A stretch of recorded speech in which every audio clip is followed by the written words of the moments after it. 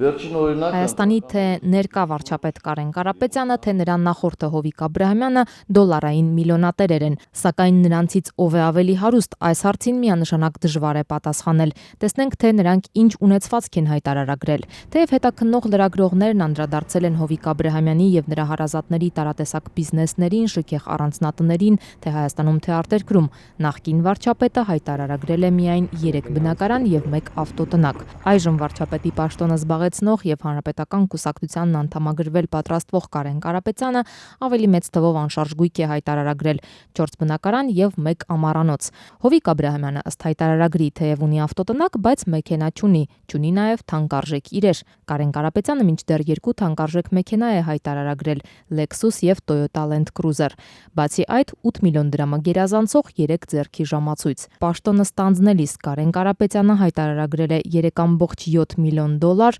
850,000 եվրո, 55 միլիոն ռուսական ռուբլի եւ 120 միլիոն դրամ։ Եթե ողջ գումարը հաշվենք դոլարով, ապա կստացվի մոտավորապես 5.7 միլիոն դոլար։ Պաշտոնը թողնելիս այս տարի Հովիկ Աբրահամյանը հայտարարագրել է 1.8 միլիոն դոլար։ Կարեն Կարապետյանի ունեցվածքի հետ համեմատելիս բավական համեստ է ստացվում, սակայն սա միայն առաջին հայացքից։ Եթե հաշվենք նաեւ Աբրահամյանի կնոջ հայտարարագրածը, երկու պաշտոնյաների հայտարարագրած գումարները իրարից շատ հեռու չեն։ Հովիկ Աբրահամյանի կնոջ Ջուլիետա Աբրահամյանի մասին շատ քիչ բան է հայտնի, սակայն նրա հայտարարագրած ունեցվածքը զգալի գերազանցում է ազգային ժողովի նախագահի եւ վարչապետի պաշտոնները զբաղեցրած իր ամուսնու կարողությունը։ Տիկին Աբրահամյանը հայտարարագրել է ավելի քան 3.1 միլիոն դոլարի չափ գումար։ Աբրահամյանների ընդհանուր ունեցվածքը վերջին հայտարարագրերի համաձայն մոտավորապես 5 միլիոն դոլար է։ Սկսած 2011 թվականից յուրաքանչյուր տարի Հովիկ Աբրահամյանն ու իր կինը միջինում միասին 70 միլիոն դրամի եկամուտ են հայտարարագրում։ Կարեն Կարապետյանի հայտարարագրած եկամուտներն ավելի համահունչ են իր ունեցածին։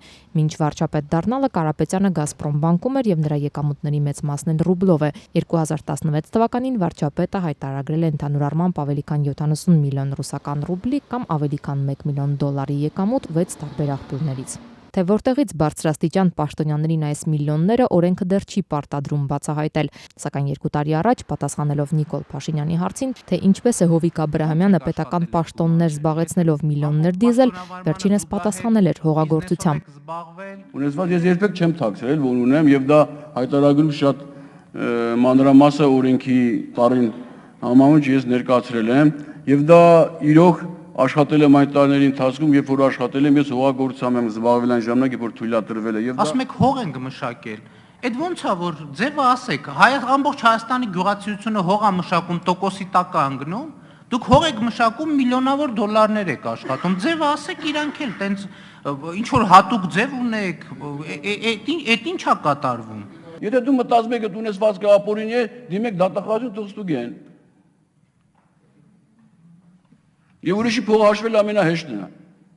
Ներկա եւ նախկին միլիոնատեր վարչապետերը հայտարարել են, որ կախարդական փայտիկ չունեն կոռուպցիայի եւ մենաշնորհների դեմ պայքարելու, Հայաստանի տնտեսական վիճակն արագորեն բարելավելու համար։ Փնտրել եւ այլ ինչու չեք անում։ Դու բոլորդ գիտեք, չէ՞, դա որ տենց չէ, կախարդական փայտիկով չի, որ խփենք ու անենք։ Բայց մենք պետք է հասկանանք, որ կախարդական փայտիկ չկա։ Երկուսն էլ խոստացել են պայքարել կոռուպցիայի դեմ։ Հովիկ Աբրահամյանը մասնավորապես ստեղծել է կոռուպցիայի դեմ պայքարի խորհուրդ, իսկ Կարեն Կարապետյանի նշանակումից հետո կառավարությունը հավանություն է տվել ապօրինի հարստացումը քրեականացնող օրինագծին։